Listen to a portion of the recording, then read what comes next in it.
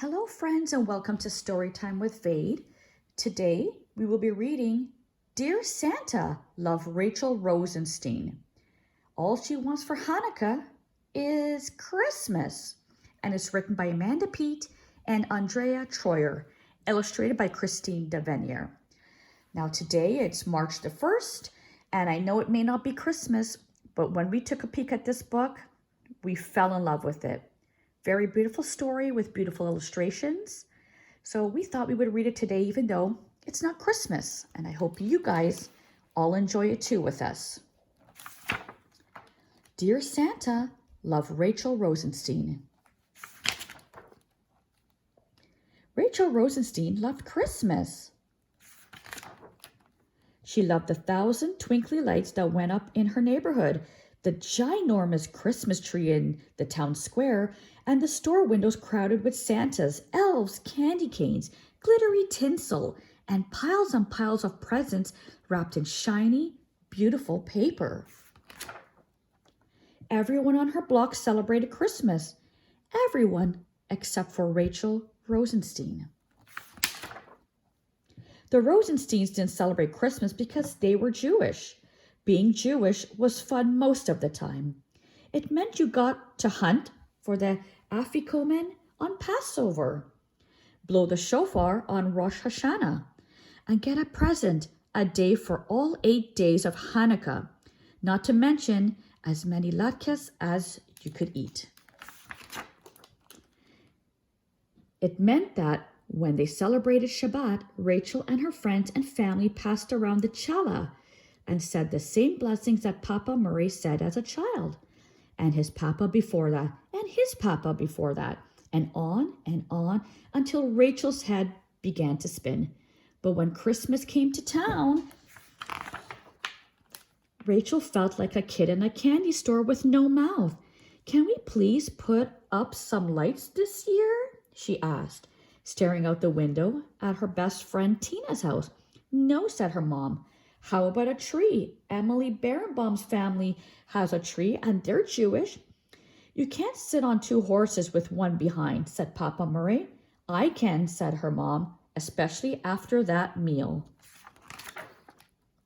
That night, Rachel wrote a secret letter. "Dear Santa, I live in the brick house on Huntley Drive. Yes, the one with no holiday decorations. It does have a chimney and there will be cookies waiting if you come down it. I've been really good all year, and I know that you are a fair person and will not mind that I am Jewish. After all, so was Jesus, at least on his mother's side. Love, Rachel Rosenstein." Christmas is less than a week. Rachel looked up to find her sister Hannah hanging off the top bunk. "There's no way that letter's going to get to the North Pole in time." Hannah had a point. As luck would have it, a couple of days later, Tina's mom asked if Rachel would like to tag along to see Santa at the mall. "Did you get my letter?" Rachel asked when it was her turn. "I sure did," said Santa. "Remind me what it said.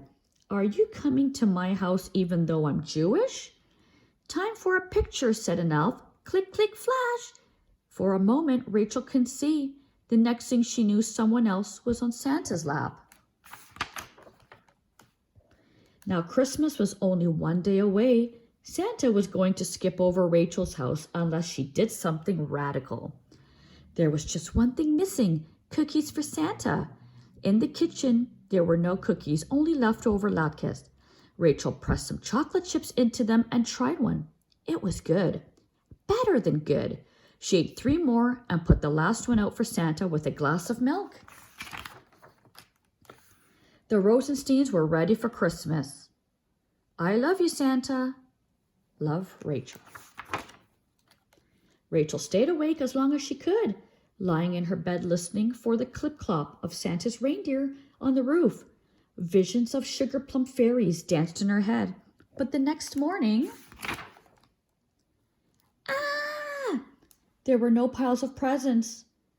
"My shirt," Hannah cried. "What did you do to my favorite shirt?" "Hey, what's all the commotion?" asked Mom. "Christmas is stupid, and so is Rachel," yelled Hannah. Rachel cried. Across the street, she could see Tina's family in their pajamas opening the presents Santa had brought for them. Her mom sat down next to her.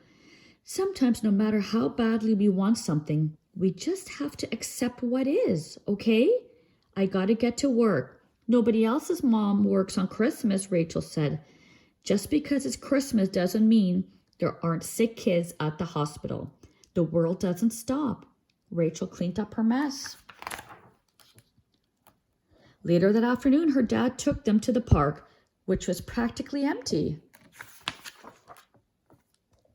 And for dinner, they took Papa Murray to the Chinese place they went to every Christmas. Papa Murray ate chicken feet that looked exactly like chicken feet. Rachel's dad stuck chopsticks up his nose like a walrus. Don't try this at home.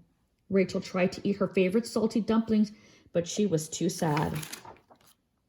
Then she saw some familiar faces, Lucy Dang from her class, and Mike Rashid and Amina Singh. What are you guys doing here? We don't celebrate Christmas, and this is the only place that's open, said Mike. You celebrate Hanukkah too? No, said Lucy, but Chinese New Year is in a few weeks. Amina said we celebrate Diwali. It's the festival of lights. Hanukkah's the festival of lights, said Rachel. I celebrate my birthday, said Lucy's little sister. The older kids laughed. That doesn't count. Everyone does that. And Rachel realized when there were so many great holidays in the world, why feel so bad about one little old day like Christmas? Well, maybe she could feel a tiny bit bad. The end. What a touching story. I hope you all enjoyed it like we did. Until next time, friends, see you again.